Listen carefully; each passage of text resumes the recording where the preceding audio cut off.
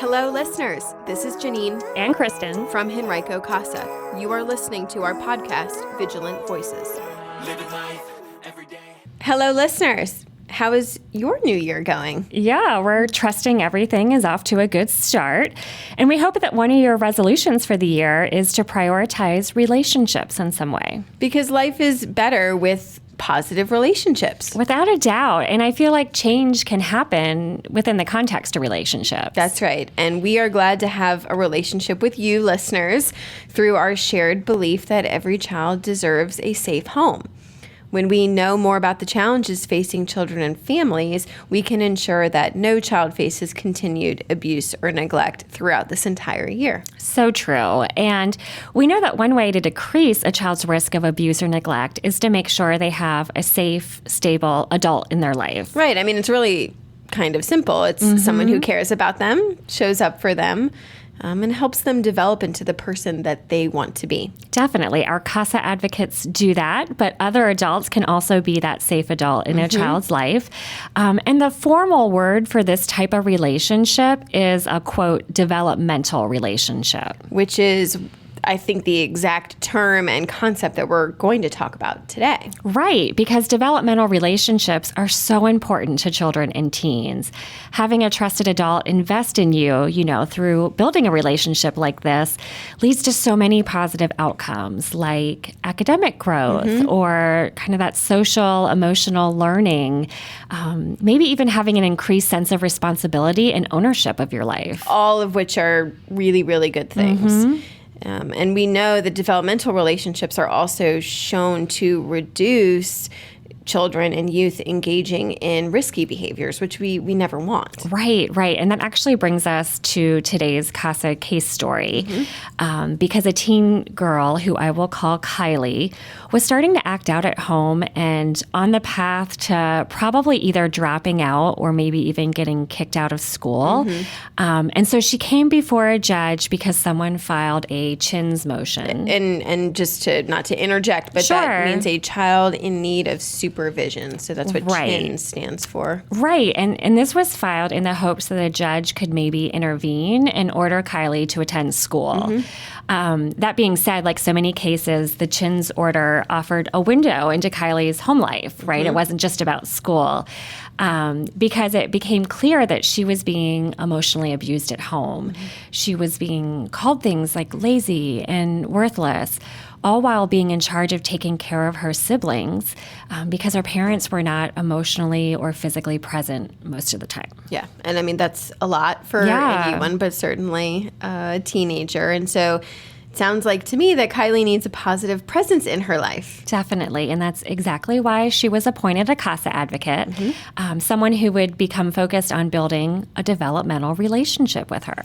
I have no doubt that relationships will be transformational. But before we dive into this concept of developmental relationships, let's point out that a lot of this is coming from the Search Institute, which does this research on this topic and actually created the framework that we're referencing today. Yes. So, of course, I'll link to them in the show notes and you can click to learn more. Perfect. Thank you for doing that.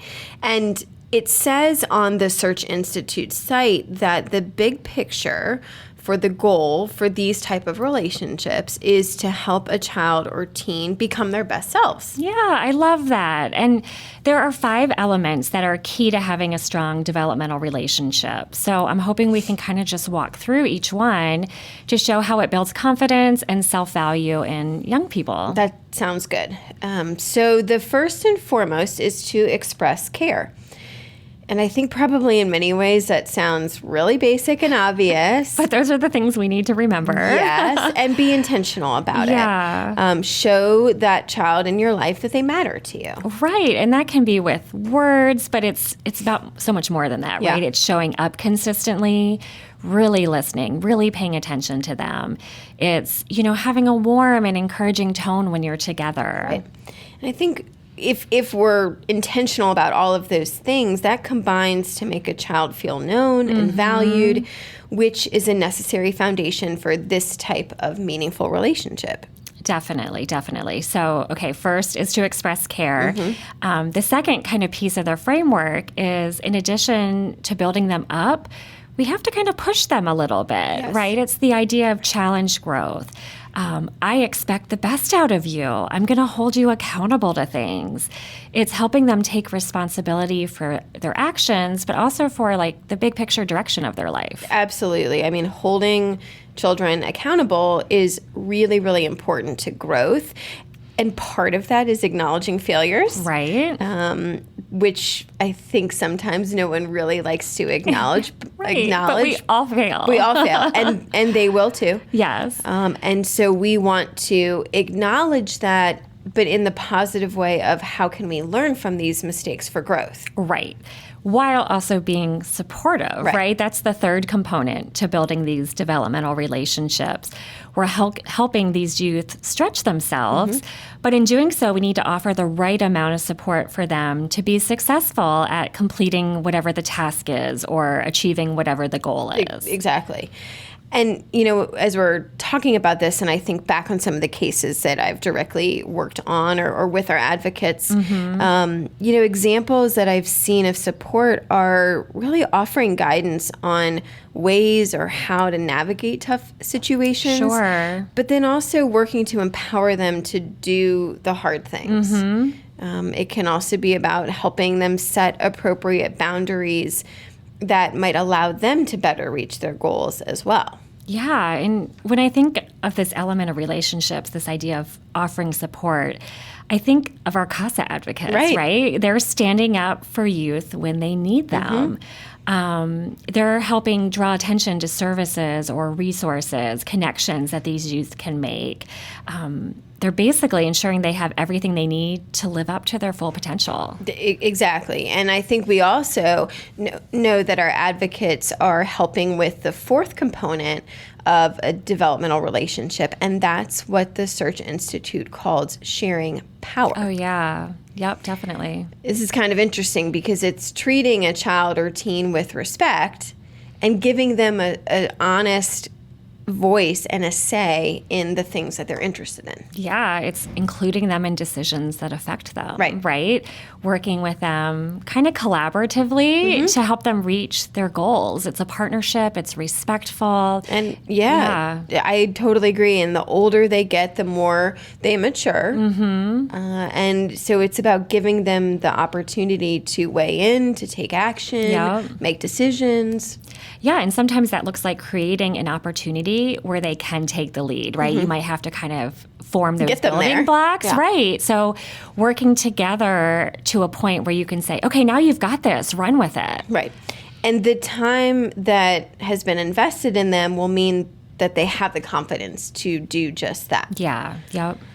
So let's see. So we've walked through quickly, but I think hopefully this makes sense to our listeners, the four components to a strong developmental relationship: expressing care, challenging their growth, providing support in that growth, and then giving them some of that sharing power. Yes. So the fifth and final priority is to expand their possibilities. Yeah, like broaden their world a little bit, like broaden their perspective. This is my favorite. I had a feeling. Yes, because of how much probably that I love to travel or to do or try different things. But, you know, we want children to have these opportunities to be exposed to new things. Yeah. Ideas, new people, new places, new ways of thinking. I mean, that is exciting and such growth and potential can come from that. Yeah, you're right. Exciting is the best word I can think of for that, because it's opening their eyes to new possibilities for their own future. Yeah, definitely.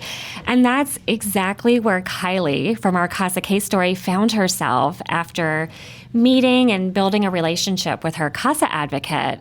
You know, the relationship started slow, right? Sure. That's how it works. But Over time and after her advocate continued to express care, Kylie really started opening up. She detailed how her mom had been verbally abusing her and how her mom kind of favored her younger siblings. She explained that she loved learning at school, but her mom was preventing her from attending. And she also shared that she would feel more comfortable living with her grandparents. She thought she would feel kind of wanted and safe with them. Yeah, and this is progress here, but there is no doubt that it took a lot of time to build the level of trust needed for a child like Kylie, especially in her situation, to open up and be honest in this way with her advocate. Definitely. And it takes even more time to start to have hope for the future. Yeah.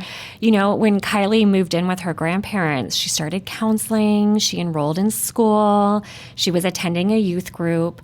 Her advocate just continued meeting with her, kind of building her confidence, you know, building on what they'd already started, encouraging her to stretch herself, helping her navigate whatever challenges that came up. Yeah, and I think that's exactly what we hope for, is that positive, empowering relationship that's consistent. Yeah, it was. And Kylie was happy and motivated to pursue her interest.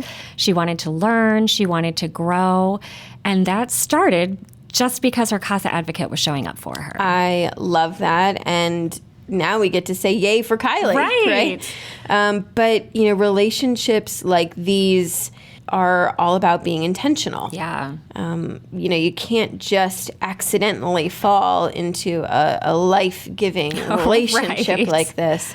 You know, it really does take time and devotion and that intentional investment in someone's life. Yes, without a doubt. And in the context of CASA, we create these relationships between an advocate and a child that they're serving. But you know, developmental relationships like these can be created at school, in after-school programs like clubs or sports within families. It doesn't have to be through CASA. It doesn't have to be something that's even that formalized. Yeah, and not to sound repetitive, but it just needs to be intentional. Right. And I think that's really our call to action for the day, is think about the children in your life and how can you start or maybe be more intentional with them. Right. And before you can build that relationship, you kind of in advance need to commit yourself to seeing it through.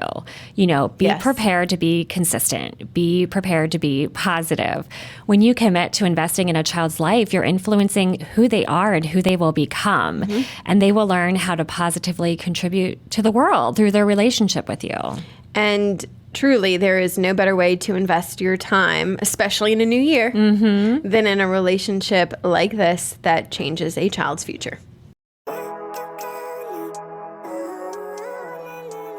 Thank you for listening to Vigilant Voices, Henrico Casa's podcast. We have a vision for all children to live in safe, healthy homes. You can help us make that happen. Tell a friend about our podcast and find us on social media. I believe in the better days.